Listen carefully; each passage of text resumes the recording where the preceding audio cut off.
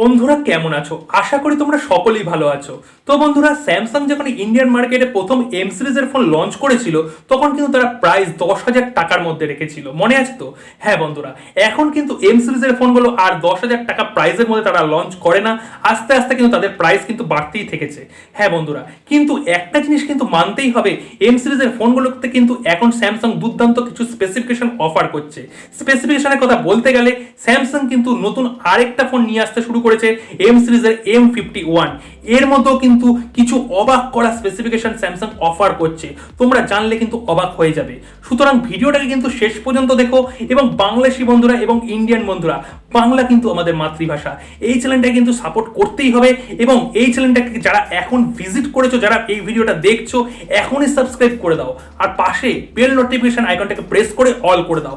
কেননা বাংলায় quality technical video এই চ্যানেলে আসছে এবং পরবর্তী সময় তোমাদের আমি অ্যাসিওর করছি আরো ভালো টেকনিক্যাল ভিডিও তোমাদের কাছে আমি নিয়ে আসব। এবং আমি আরেকটা কথা জানিয়ে দিচ্ছি, আমি দুদিন আগে কমিউনিটি ট্যাবে কিন্তু একটা পোল করেছিলাম যে তোমরা সপ্তাহে কটা ভিডিও দেখতে চাও। তোমাদের মধ্যে কিন্তু 80% ইউজার কিন্তু ভোট করেছো তোমরা সপ্তাহে 7টা ভিডিও দেখতে চাও, মানে প্রত্যেক দিন একটা করে ভিডিও।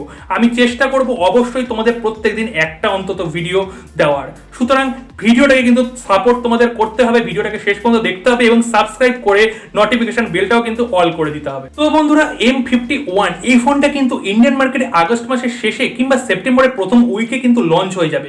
তার কিছুদিন পরেই কিন্তু বাংলাদেশে লঞ্চ হয়ে যাবে। ফোনটার সম্পূর্ণ স্পেসিফিকেশন কিন্তু 100% ট্রু, প্রত্যেকটাই কিন্তু লিক হয়ে গেছে। ফোনটা যখন লঞ্চ হবে তোমরা কিন্তু এই স্পেসিফিকেশনই দেখতে পাবে। আমি যদি স্পেসিফিকেশন সেকশনে চলে যাই, প্রথমে কিন্তু আমি সমস্ত কিছু ছেড়ে কিন্তু আমি প্রথমে ব্যাটারির কথা বলবো। কেননা স্যামসাং কিন্তু এখানে একটা হিউজ 7000 mAh এর ব্যাটারি কিন্তু অফার করছে। মানে ফোনের মধ্যে কিন্তু তোমরা 7000 mAh এর ব্যাটারি দেখতে পারবে, যেটা কিনা পাওয়ার ব্যাংকের মধ্যেও কিছু ক্ষেত্রে থাকে না। হ্যাঁ বন্ধুরা, এখানে কিন্তু স্যামসাং ইঞ্জিনিয়ারদের একটা বিশাল বড় ক্রেডিট। এখানে একটা স্মল অ্যামাউন্টের জায়গায় কিন্তু স্যামসাং একটা বিগ অ্যামাউন্টের কিন্তু ব্যাটারি ঢুকিয়ে দিয়েছে, এটা কিন্তু মানতেই হবে। প্রথমে 6000 mAh এর ব্যাটারি, এখন এক স্টেপ এগিয়ে তারা 7000 mAh এর ব্যাটারি কিন্তু এম সিরিজের ফোনে দিয়ে দিয়েছে। এর পাশাপাশি কিন্তু 25 ওয়াটের কিন্তু ফাস্ট চার্জার ইনবক্স থাকছে এবং টাইপ সি পোর্টেরও কিন্তু সাপোর্ট থাকছে। এছাড়া যদি আমি ডিসপ্লে সেকশনে চলে যাই, এখানে কিন্তু স্যামসাং 6.67 ইঞ্চির একটা সুপার অ্যামোলেড প্যানেল, যেটা কিনা ফুল এইচডি প্লাস এই প্যানেল কিন্তু স্যামসাং দিয়ে দিচ্ছে, যেটা কিনা আর কোনো কোম্পানি এই প্রাইস রেঞ্জের মধ্যে অফার করতে ভয় পায়। হ্যাঁ বন্ধুরা, সঙ্গে থাকছে কিন্তু মিডিলে একটা পাঞ্চ হোল ক্যামেরা, যার মেগাপিক্সেল হচ্ছে 32 মেগাপিক্সেল। মানে এখানে M31 এ যে সামনে যে ক্যামেরাটা ছিল সেম টু সেম একই ক্যামেরা কিন্তু স্যামসাং এখানে M51 এ অফার করছে, 32 মেগাপিক্সেলের একটা সেলফি ক্যামেরা। যদি ব্যাক সেকশনে চলে যাই, ব্যাক সেকশনেও কিন্তু তারা কোয়াড ক্যামেরা দিচ্ছে। 64 মেগাপিক্সেলের মেন সেন্সর, যেটা কিনা একটা স্যামসাং এর সেন্সর, এবং 12 মেগাপিক্সেলের ওয়াইড অ্যাঙ্গেল ক্যামেরা, 5 মেগাপিক্সেলের একটা ম্যাক্রো ক্যামেরা, 5 মেগাপিক্সেলের একটা ডেপথ ক্যামেরা। এটা কিন্তু একটা দারুণ সেটআপ। সঙ্গে কিন্তু এই ক্যামেরার মধ্যে কিন্তু 4K ভিডিও শুট করার একটা সাপোর্ট থাকছে। এছাড়াও স্লো মোশন ভিডিও শুট করতে পারবে। এছাড়া স্যামসাং এর যে ক্যামেরা ইন্টারফেসে যা যা ফিচার্স থাকে, বিউটি মোড থেকে শুরু করে এআই মোড, এইচডিআর সমস্ত কিন্তু তোমরা পেয়ে যাবে। এছাড়াও স্যামসাং এর যদি আমি মেন বডি সেকশনে চলে আসি, মানে ফোনের বিল্ড কোয়ালিটি এখানে কিন্তু সেই একই গ্লাস্টিক, মানে প্লাস্টিক। এখানে কিন্তু স্যামসাং গ্লাস্টিক বলে প্লাস্টিকটাকে। এখানে প্লাস্টিকটা শুনতে যেহেতু একটু কানে লাগে, ওর জন্য স্যামসাং কিন্তু এখানে লুকিয়ে চুরিয়ে প্লাস্টিকের জায়গায় কিন্তু গ্লাস্টিক, মানে পুরোটাই কিন্তু প্লাস্টিকের বডি, মানে পলিকার্বনেটের বডি কিন্তু এখানে স্যামসাং অফার করছে।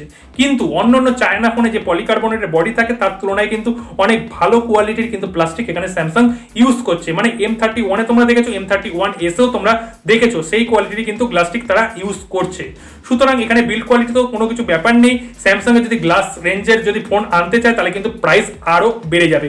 স্যামসাং এর কিন্তু এখানে যে মেমোরি অফার করছে এটাও কিন্তু একটা ইউএফএস স্টোরেজ, ইউএফএস 2.1, মানে কিন্তু তোমরা ডেটা স্পিড কিন্তু ভালো পাবে, মানে রিড অ্যান্ড রাইট স্পিড কিন্তু ভালো পাবে এবং ফোন কিন্তু স্লো হবে না। যদি সফটওয়্যার সেকশনে চলে যাই, সফটওয়্যার সেকশনে কিন্তু অ্যান্ড্রয়েড 10 এর সাপোর্ট থাকছে এবং One UI এর কিন্তু সাপোর্ট থাকছে। এখানে কিন্তু তোমাদের কোনো প্রবলেম হবে না, অন্তত সফটওয়্যার সেকশনে। মানে এখানে কিন্তু তোমরা অ্যাটলিস্ট সফটওয়্যারের মধ্যে অ্যাড পাবে না বা কোনো চাইনিজ ইউআইও কিন্তু পাচ্ছ না। স্যামসাং এর ওভারঅল কিন্তু ফোনটা ভালো এবং 64GB 6GB RAM, 128GB internal memory এবং 8GB র্যামেরও কিন্তু ফোন আসতে পারে। হ্যাঁ বন্ধুরা, 8GB র্যামেরও কিন্তু ফোন লঞ্চ হবে। এবং এই ফোনের পাশাপাশি যারা র্যাম সেকশনে যদি কথা বলি, এখানে কিন্তু র্যামে কিন্তু LPDDR4X মানে যেটা আপ টু ডেট র্যাম, সেই র্যামই কিন্তু স্যামসাং এখানে অফার করছে। এবং ফিঙ্গারপ্রিন্ট সেন্সরের যদি কথা বলি, ফিঙ্গারপ্রিন্ট এখানে কিন্তু ফ্রন্ট কোনো ফিঙ্গারপ্রিন্ট সেন্সর দিচ্ছে না, অ্যামোলেড স্ক্রিন থাকা সত্ত্বেও এখানে কিন্তু তারা সাইডে, হ্যাঁ বন্ধুরা, সাইডে কিন্তু ফিঙ্গারপ্রিন্ট সেন্সর দিচ্ছে। কিন্তু আমি একটা কথা বলবো, সাইডে কিন্তু ফিঙ্গারপ্রিন্ট সেন্সর কিন্তু খুব একটা খারাপ না। সাইডে ফিঙ্গারপ্রিন্ট সেন্সর কিন্তু আমরা খুব তাড়াতাড়ি অ্যাক্সেস করতে পারি। যদি এখানে প্রসেসর সেকশনে যদি আমি চলে যাই, এখানে কিন্তু একটা দারুণ চমক স্যামসাং দিয়েছে। এখানে কিন্তু কোনো এক্সিনোসের প্রসেসর কিন্তু স্যামসাং ইউজ করছে না, মানে সেই স্যামসাং এর পুরনো এক্সিনোসের 9611 এই প্রসেসর কিন্তু এখানে আর স্যামসাং ইউজ করছে না।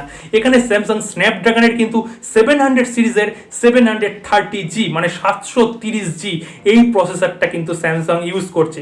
মানে অ্যাটলিস্ট স্যামসাং কিন্তু স্ন্যাপড্রাগনের প্রসেসর এই ফোনে ইউজ করছে। টোটালি কিন্তু কম্বিনেশনটা দারুণ। স্ন্যাপড্রাগনের প্রসেসরের পাশাপাশি এখানে স্যামসাং এর যে ওয়ান ইউআই এর অপটিমাইজেশন, এটা কিন্তু একটা দেখার বিষয়। দুর্দান্ত পারফরমেন্স আশা করি তোমরা পাবে। তো বন্ধুরা, স্যামসাং এর M51 এর এই স্পেসিফিকেশনটা তোমাদের কেমন লাগলো কমেন্ট সেকশনে কিন্তু অবশ্যই কমেন্ট করতে ভুলবে না। এবং এর যদি প্রাইসেস চলে যাই আমি, ফোনটার প্রাইস কিন্তু 23,999 থেকে 22,999 এই প্রাইস রেঞ্জের মধ্যে কিন্তু লঞ্চ করবে। আশা করি 23,999 টাকায় প্রাইস রেঞ্জ হবে, মানে 24,000 টাকার কাছাকাছি। বাংলাদেশে যখন এই ফোনটা লঞ্চ হয়ে যাবে, তখন কিন্তু এর প্রাইস 28,000 টাকার মধ্যে কিন্তু থাকবে, মানে 30,000 টাকার উপরে কিন্তু এই ফোনটার প্রাইস কোনোভাবেই যাবে না। সুতরাং এই ফোনটা কিন্তু একটা এই প্রাইস রেঞ্জের মধ্যে মোটামুটি কিন্তু একটা ভালো ফোন স্যামসাং অফার করছে। ভিডিওটাকে দেখার জন্য অসংখ্য ধন্যবাদ। ভিডিওটা কিন্তু শেয়ার করতে ভুলবে না, ভিডিওটাকে লাইক করতে ভুলবে না এবং অবশ্যই চ্যানেলটাকে সাবস্ক্রাইব করে পাশে বেল নোটিফিকেশন আইকনটা প্রেস করে অল করে দেবে।